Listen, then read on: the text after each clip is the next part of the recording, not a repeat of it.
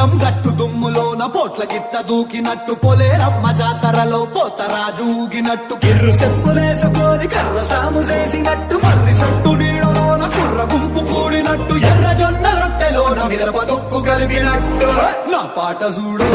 నా పాట చూడు నా పాట చూడు నా